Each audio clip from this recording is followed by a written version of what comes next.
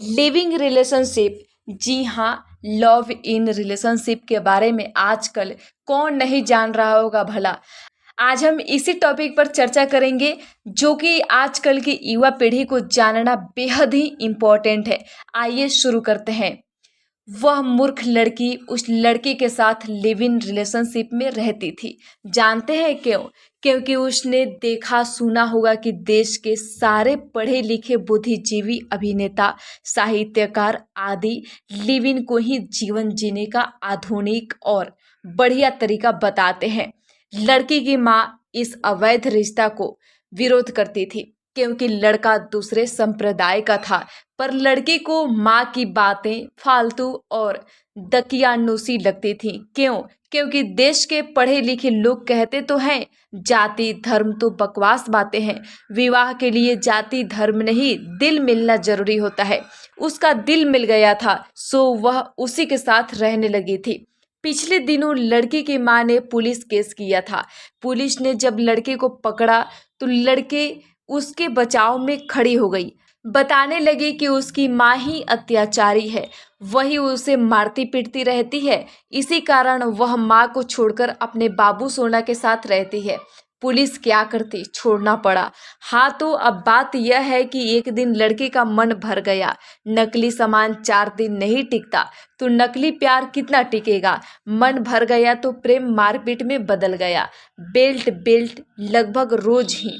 एक दिन लड़के ने लड़की को खूब मारा, हाथ पैर बांध कर मारा, पूरे शरीर पर दाग हो गए तो दागों पर नमक छिड़क कर मारा, मिर्च पाउडर छिड़क छिड़क कर। यही वह प्रेम था जिसके लिए लड़की ने माँ को छोड़ा था। अभी रुकिए, जब घाव पर मिर्च पाउडर पड़ता तो लड़की चीख पड़ती थी। बताइए कितनी बुरी बात है। कोई बेचारा प्रेम दिखा रहा है और आप चीख रहे हैं, उससे गुस्सा नहीं आएगा क्या? उसे गुस्सा आया। उसने लड़की के होठों पर फेविक्विक लगा दिया, होठ ही चिपक गए। अब चीखो, आवाजें नहीं निकलेगी ससुर, टेंशन खत्म, वाह मोहब्बत जिंदाबाद।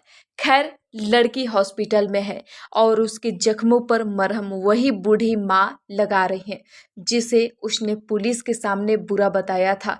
क्या करे, माँ है ना। लड़का जेल में है। जानते हैं जब पुलिस ने लड़का को पकड़ा तब वह क्या कर रहा था? वह शराब की तस्करी कर रहा था।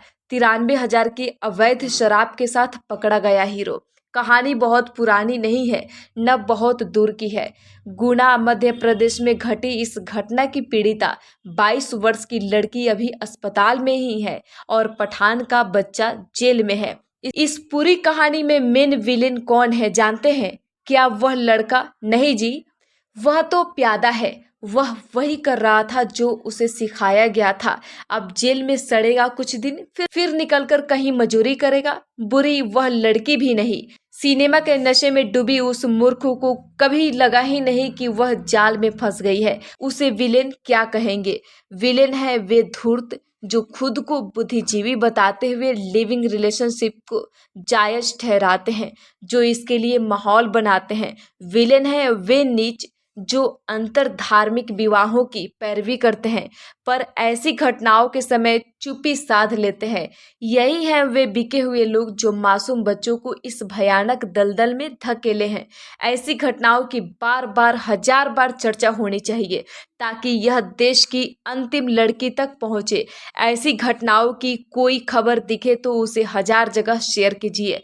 यही एकमात्र उपाय है, यही एकमात्र विकल्प है। बाकी इस घटना के बारे में आपकी क्या राय है और ये लिविंग रिलेशनशिप कितना सही है और कितना गलत? कमेंट बॉक्स में ज़रूर बताएं।